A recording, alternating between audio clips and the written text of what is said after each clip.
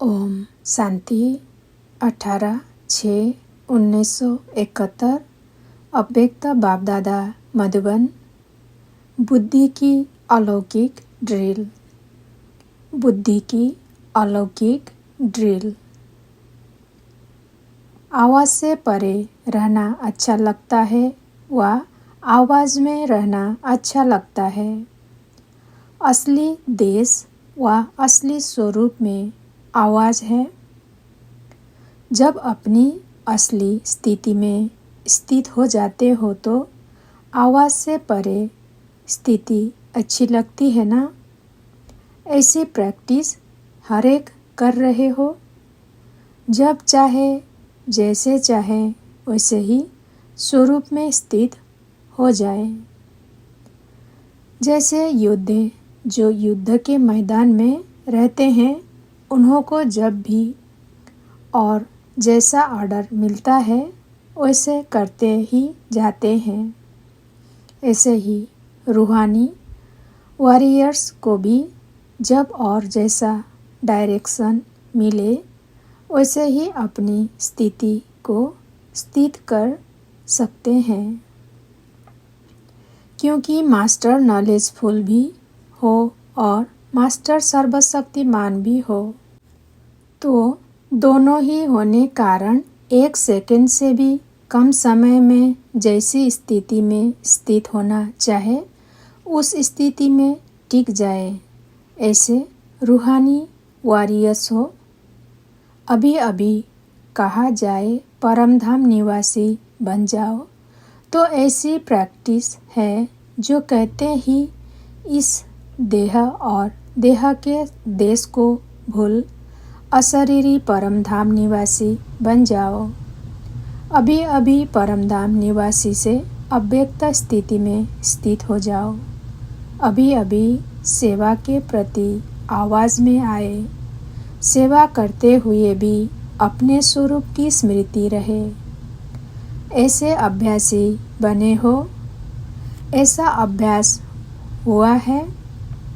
वह जब परमधाम निवासी बनने चाहे तो परमधाम निवासी के बजाय बार बार आवाज़ में आ जाए, ऐसा अभ्यास तो नहीं करते हो।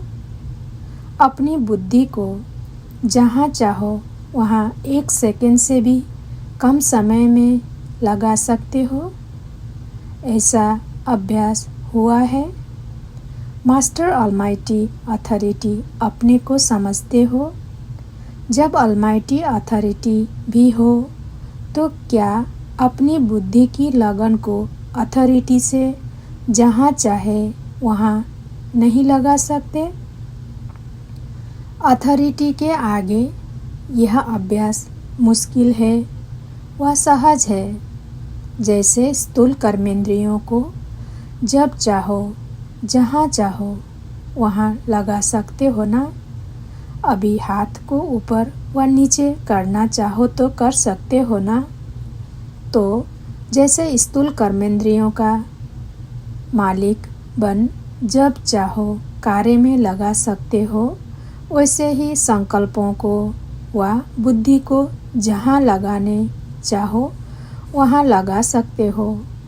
इसको ही ईश्वरीय अथॉरिटी कहा जाता है। जो बुद्धि की लगन भी ऐसे ही सहज जहाँ चाहो वहाँ लगा सकते हो।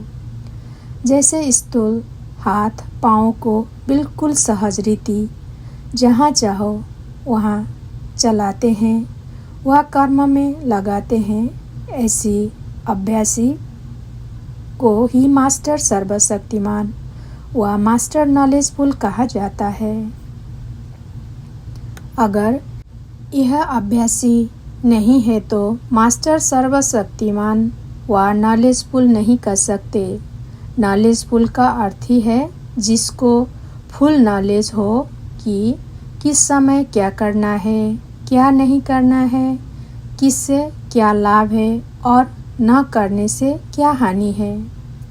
यह नॉलेज रखने वाले ही नॉलेजफुल है और साथ साथ मास्टर सर्वशक्तिमान होने कारण सर्वशक्तियों के आधार से यह अभ्यास सहज और निरंतर बन ही जाता है।